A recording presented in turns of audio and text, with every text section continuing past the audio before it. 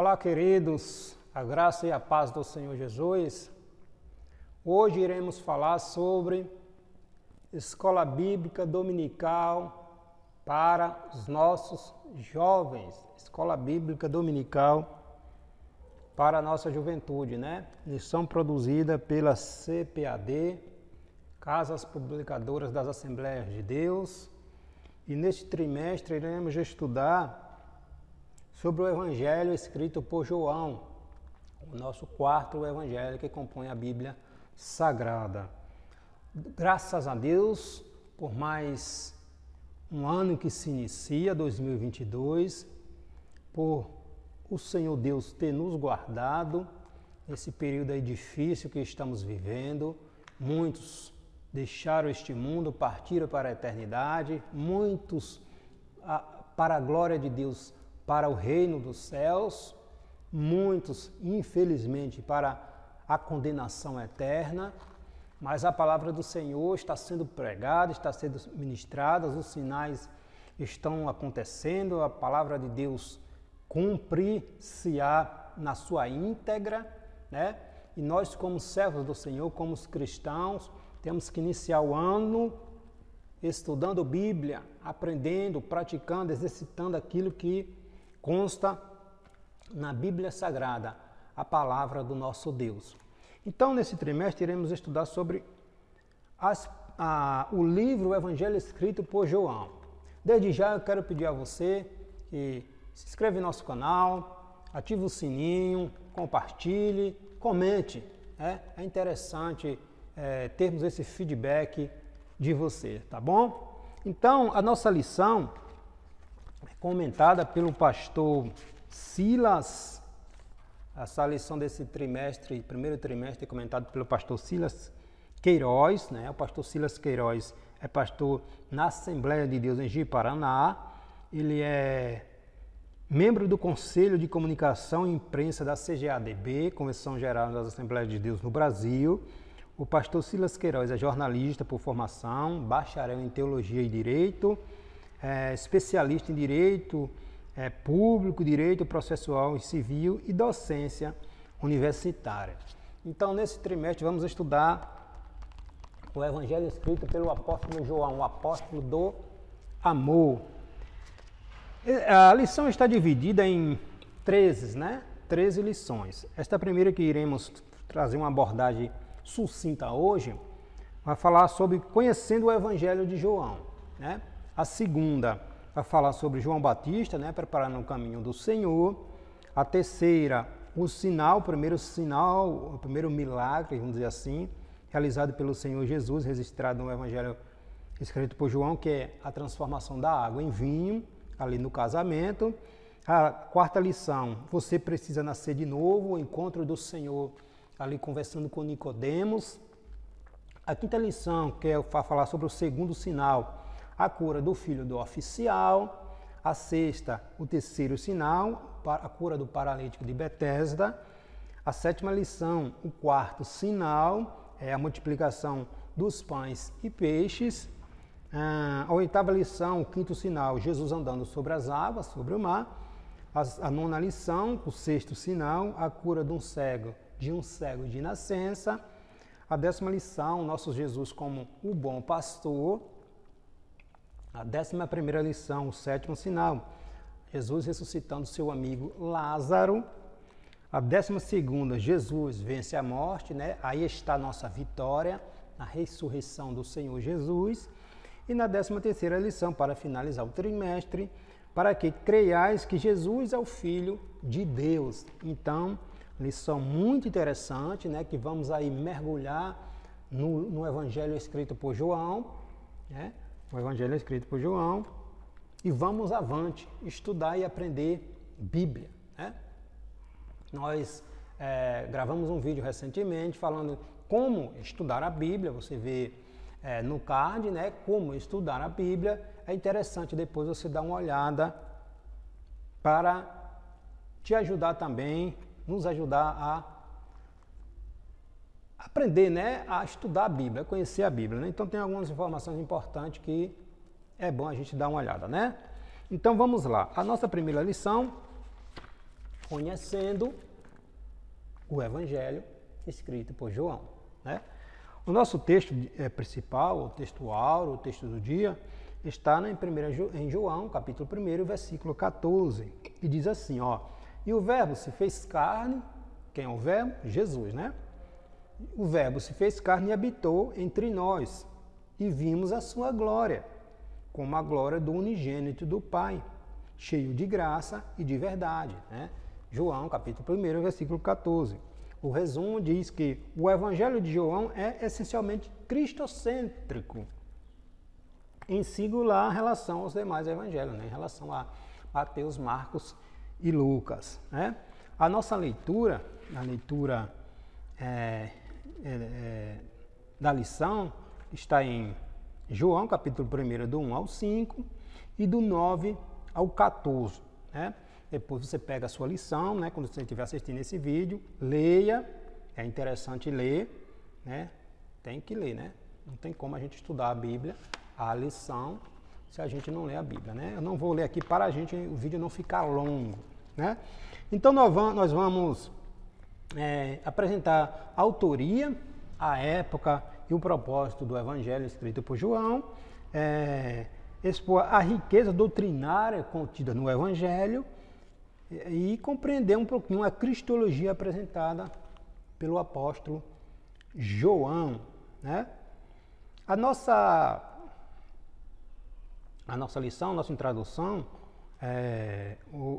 fala da doutrina de Cristo que contida no Evangelho, né? O Evangelho de João. Vamos esmiuçar um pouquinho sobre o Evangelho, né?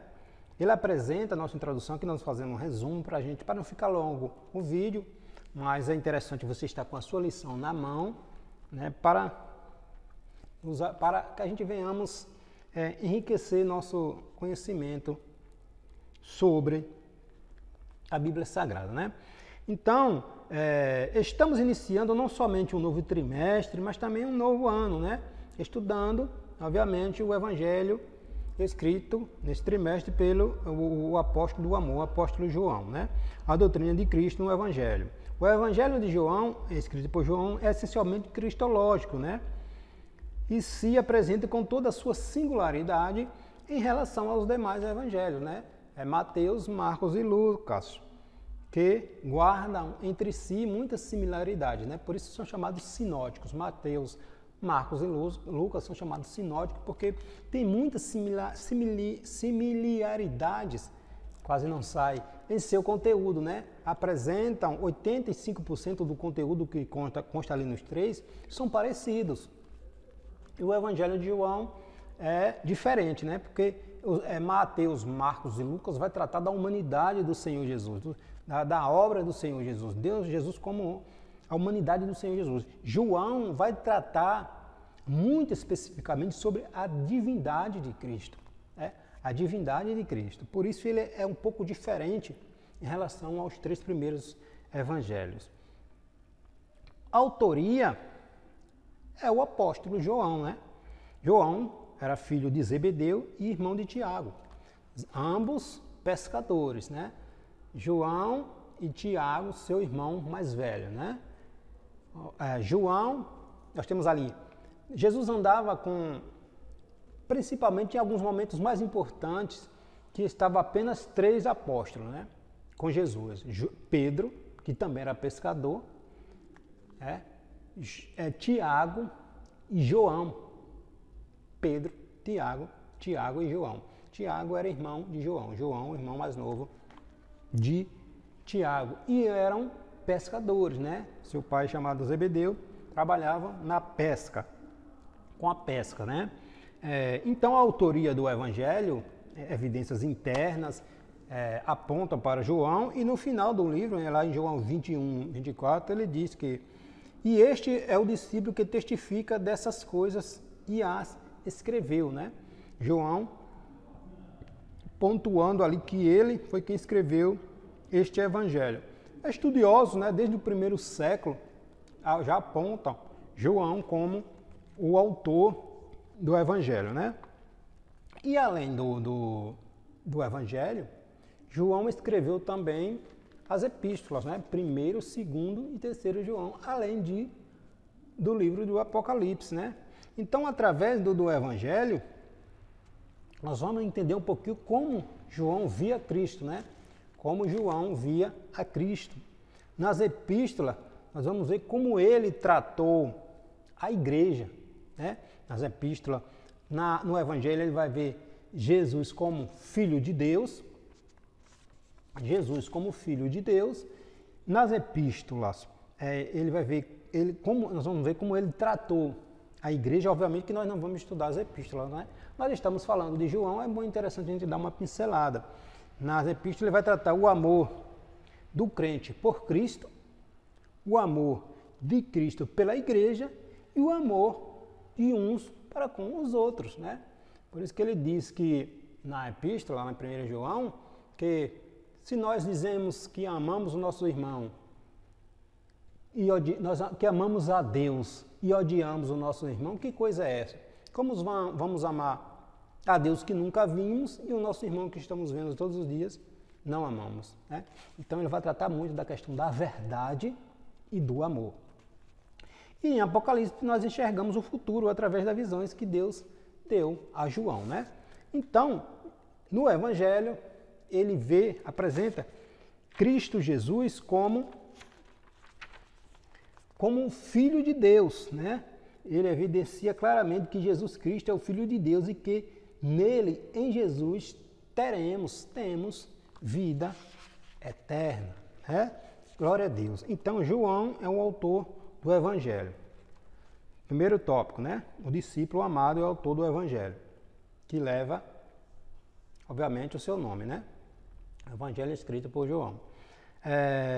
O apóstolo do amor. O Evangelho escrito por João foi o último a ser escrito. Quando João escreveu esse Evangelho, ele estava na Ásia Menor, né? Precisamente ali em Éfeso. Quando ele escreveu, estava havendo muitas heresias, muito ensinamento heréticos, muitos que desacreditavam, negavam a deidade, a divindade de Cristo, e foi necessário João escrever esse evangelho justamente para fortalecer a fé dos novos convertidos, né? A fé dos irmãos em meio à perseguição ali, que existia muito, estava muito forte, muito martírio, muito perseguição, e as heresias entrando, né, para tentar dissuadir os irmãos, negando a deidade de Cristo. Então, João foi inspirado ali pelo Espírito Santo a escrever o Evangelho, né? João foi o último dos apóstolos, era o último dos apóstolos ainda vivo, até Paulo, né, o apóstolo Paulo já havia sido martirizado, e João era o único apóstolo ainda vivo. Os outros haviam todos sido mortos por amor ao Senhor Jesus. Vamos lá, vamos para o tópico 3 aqui, falando sobre o evangelista e apologista, né? João também era visto como um apologista. Por que apologista? Porque ele defendia a verdade do evangelho, né? Estes, porém, foram escritos para que creiais, é o que ele diz aí em João 30, 21. Ele afirma: estes, porém, foram escritos para que creiais que Jesus é o Cristo, o Filho de Deus, para que, crendo, tenhais vida em seu nome, né? Foi escrito para que os irmãos creiam, fortifiquem-se na fé de que Jesus é o Filho de Deus. Jesus era o Messias prometido. Jesus era a salvação prometida. Jesus era aquele que esmagaria a cabeça da serpente, prometido lá no Gênesis 3,15. Jesus era a salvação da humanidade. Como os irmãos estavam vendo aquele período de perseguição, de tanto sofrimento, Não, João afirma: permaneçam firmes, crendo, porque Jesus foi aquele prometido. Ele veio, ele morreu, ele ressuscitou. Mas é necessário que esse período, esse momento aconteça. Mas Jesus é aquele que havia de vir e veio, né? Então, João, combatendo as heresias, que estavam muito fortes naquela época, tentando desviar a atenção, a fé dos irmãos, né? O tópico 2 vai falar um pouquinho sobre a cristologia e a trindade, né? A doutrina da trindade, vamos dizer assim. Por quê? Porque a riqueza doutrinária do Evangelho, escrito por João, é simplesmente surpreendente. Nos primeiros 34 versículos do primeiro capítulo do livro, é possível encontrar revelações claras e profundas acerca das principais doutrinas da Bíblia. Qual? A trindade de Deus. Dentro da compreensão da trindade, nós vemos ali um só Deus, eternamente subsistente entre três pessoas que, embora distintas, são iguais em poder, glória e majestade. Nós vemos isso bem claro ali, quando ele vai falar sobre, na segunda lição, vai falar sobre João Batista, o que anunciou o caminho do Senhor. Quando Jesus foi batizado, nós vemos ali a trindade em seu papel distinto. Jesus, como homem ali, sendo batizado, Deus falando, este é meu filho amado, em quem eu tenho alegria, tenho prazer, e o Espírito Santo vindo em forma de pomba, né, pairando ali sobre o Senhor, derramando o seu Espírito sobre Jesus. Jesus despiu-se da sua glória, né, está lá em Filipenses, Jesus despiu-se da sua glória, viveu, nasceu, viveu como homem, teve as mesmas paixões que nós temos, as mesmas dores, as mesmas agonias que nós passamos, Jesus passou porque ele era humano, né? Observe, e quando Jesus chegou lá em Cafarnaum, que entrou na sinagoga e pegou o livro lá em Isaías para ler, o que foi que ele disse? Porque o Espírito do Senhor está sobre mim, porque ele me ungiu para pregar, para anunciar, para evangelizar, para curar, para libertar. Então, o Espírito Santo estava sobre Jesus. Se o Espírito Santo não estivesse sobre Jesus, os milagres não aconteceriam, porque Jesus estava como um homem. Como um homem, 100% como um homem. Mesmo sendo Deus, Jesus estava 100% como um homem. Observamos lá quando Jesus estava ali no Getsemane, né? Aquela agonia orando, e a dor era tanta, a angústia era tanta que o sangue o suor verteu-se em sangue. Jesus, na sua oração, disse: Pai, se for possível, passa de mim esse cálice. Mas, todavia, não seja feita a minha vontade, mas sim a tua. Então, assim somos nós. Assim somos nós. No momento de dor, de agonia, Senhor, está difícil suportar. Mas se é necessário que eu passe por isso, seja feita a tua vontade e não a minha. Né? Foi isso que o Senhor Jesus disse. Seja feita, Pai, a tua vontade e não a minha. Então, o Espírito Santo ali na hora do batismo veio sobre Jesus, derramando a sua graça, o seu poder sobre Jesus, para Jesus curar milagres, para Jesus ressuscitar mortos, para Jesus repelir, expulsar demônios, né? O poder do Espírito Santo estava sobre Jesus. Nós está vendo que o Espírito Santo levou Jesus no deserto, onde Jesus passou ali 40 dias sendo tentado pelo adversário, né? 40 dias sendo tentado pelo adversário. Então, o Espírito Santo, nós vemos ali a Trindade trabalhando em harmonia, o seu papel, cada um desempenhando o seu papel distinto, né? Glória a Deus sobre isso. Então, nós vemos a doutrina da Trindade trabalhando ali em harmonia. Da mesma forma era no início lá da criação. O Espírito Santo pairava sobre as águas, sobre a face das águas, né? Quando Deus criou o homem, que foi que Deus disse: façamos o homem a nossa imagem e semelhança. Nós vemos ali a questão da Trindade trabalhando na formação de tudo que existe, né? Então, João vem tratar muito sobre isto, né? A deidade, a divindade do Senhor Jesus Cristo.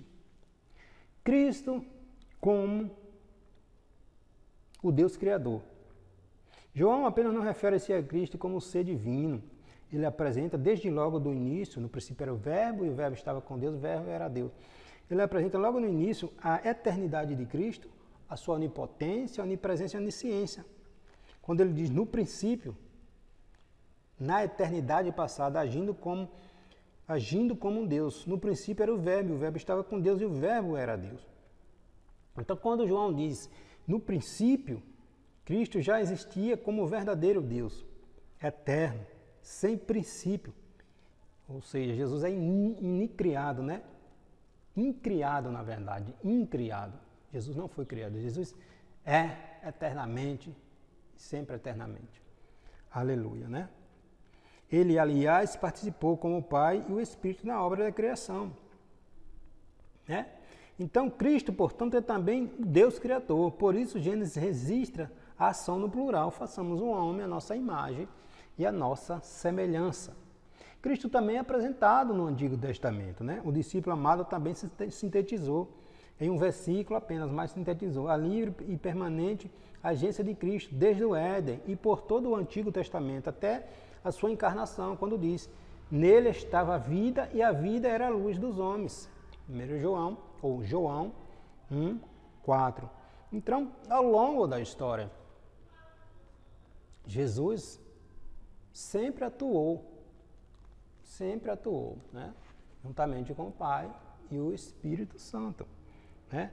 Cristo, portanto, não foi um mero assistente junto ao Pai desde Adão, seja de forma teofônica, né, de aparição, seja através de tipos. O Deus Filho esteve presente em toda a antiga aliança, aguardando o tempo em que havia de se manifestar encarnado, né, para a obra prometida lá no Gênesis, né, em Gênesis 3,15, quando Deus disse que da semente da mulher nasceria Jesus, o Messias, que esmagaria a cabeça da serpente. E para finalizarmos, né, o tópico 3, Cristologia, sinais, sermões e declarações, né? Falando sobre os sinais miraculosos que o Senhor Jesus realizou. O Evangelho apresenta Jesus, homem, manifestando sua glória como unigênito do Pai. A completa humanidade de Cristo, em perfeita consonância com sua completa divindade, completa divindade. As narrativas dos milagres apresentam Jesus, homem, de forma natural. Então foi aquilo que eu disse. Jesus como homem e o Espírito Santo realizando em Jesus os milagres, né? Nós vemos no momento lá da transfiguração que também estava Pedro, Tiago e João, os dois irmãos, né, que Jesus foi glorificado. Nós vemos também Deus falando: este é meu filho amado, escutai-o. Então nós vemos também Deus e Jesus ali, né? Então Jesus ali com seu corpo glorificado. Então Jesus andou, viveu como homem, 100% como homem, mesmo sendo Deus, 100% como homem, né? 100% como homem. Foi isso que o diabo tentou. Foi isso que o diabo tentou Jesus no deserto. Quando eu disse: se tu for filho de Deus, transforma essa água, essa pedra em pão. Jesus poderia muito bem fazer aquilo, mas se Jesus transforma as pedras ou a pedra em pão, Jesus estava usando o poder da sua divindade. Mas Jesus nos deu o exemplo. Jesus venceu o diabo através do poder do Espírito Santo na palavra. Jesus nos deu um exemplo muito claro ali. Alguém poderia dizer: ah, mas ele era Deus. Olha lá, foi lá e transformou, que era Deus. Não. Jesus usou a palavra, ele nos deu o exemplo. O Espírito Santo que estava sobre Jesus está sobre nós. E a palavra que Jesus usou está aqui conosco. A Bíblia Sagrada, que é Deus falando conosco. Então o Espírito Santo que estava sobre Jesus está sobre nós. E a palavra que Jesus falou está aqui, está conosco. Então, Jesus nos deu todos os motivos, dizendo: em mim, ainda que venham aflições, ainda que venham tribulações, ainda que venham tentações, é no poder da palavra. É no poder da palavra. Por isso nós precisamos estudar as Sagradas Escrituras. Porque através dela e o poder do Espírito Santo que estava sobre Jesus está sobre nós, que vencemos as provações e as tentações que nos vêm para tentar abalar a nossa fé e nos tirar do caminho da salvação. Mas é através do poder do Espírito Santo e da palavra que nós vencemos em nome do Senhor Jesus. Vamos lá. Sermões cristológicos. As multidões precisavam não apenas crer no Messias como Deus, capaz de realizar milagres, mas como o necessário e suficiente Salvador e Senhor. Por isso está claro, e isso está muito claro na mensagem de Jesus, ao começar o sermão e pregar com Nicodemos. É necessário nascer de novo. Se a gente não nascer de novo, se a gente não nos despirmos desse velho homem, dessa mente cauterizada que o mundo nos impõe, nunca vamos compreender. Então é necessário, através da ação do Espírito Santo, realizando em nós. Nicodemos era um mestre, um estudioso da lei. Né? Nicodemos conhecia a Torá inteira, completa, era mestre. Jesus diz, tu é mestre, Israel não sabe? Aquele que não nascer da água e do Espírito não pode entrar no reino de Deus. Ou seja, não adianta todo o conhecimento do mundo se não tiver o Espírito Santo em mim. Porque é o Espírito Santo que me convence, que nos convence do estado pecaminoso em que vivemos, que nos convence de que necessitamos da graça imerecida que Deus nos deu através de seu Filho Jesus Cristo. Então é o Espírito Santo que estava sobre Jesus, que está sobre nós, que convence o homem do pecado, da justiça e do juízo. Está por vir. Então, as declarações, e para a gente finalizarmos aqui, as declarações divinas. Além dos sinais e dos sermões, o Evangelho escrito por João traz 7 declarações de Jesus que revelam a sua deidade. Em todas elas, ele se apresentou como o Eu Sou. O mesmo Deus que se manifestou a Moisés como o Deus de Abraão, o Deus de Isaac, o Deus de Jacó. Êxodo 3, 14 e 15. Né? Eu sou o quê? Eu sou aquele que tu precisa. Que eu seja no momento que tu necessite. Este eu sou. Eu sou o quê? Eu sou aquele que enviou as pragas no Egito. Eu sou aquele que abriu o mar vermelho. Eu sou aquele que mandou as codornizes. Eu sou aquele que mandou a nuvem para te livrar do calor do sol. Eu sou aquele que te mandou a coluna de fogo para iluminar, clarear durante a noite. Eu sou aquele que fez sair água da rocha. Eu sou aquele que te livra do perigo. Eu sou o pão da vida. Eu sou a luz do mundo. Eu sou a porta. Eu sou o bom pastor. Eu sou a ressurreição e a vida. Eu sou o caminho, eu sou a verdade, eu sou a vida. Eu sou a videira verdadeira. Eu sou o teu Salvador. Aleluia. Glória a Deus. Então, esta é a nossa lição desse primeiro trimestre. Jesus, Filho de Deus, a divindade do Senhor Jesus, apresentada pelo apóstolo João. Amém? Que Deus te abençoe e te guarde. Na próxima lição vamos falar sobre João Batista preparando o caminho do Senhor. Depois de Malaquias, passou-se 400 anos de silêncio de Deus, sem manifestação profética, sem Deus levantar um profeta para falar ao povo, até João Batista, né? Deus te abençoe e te guarde.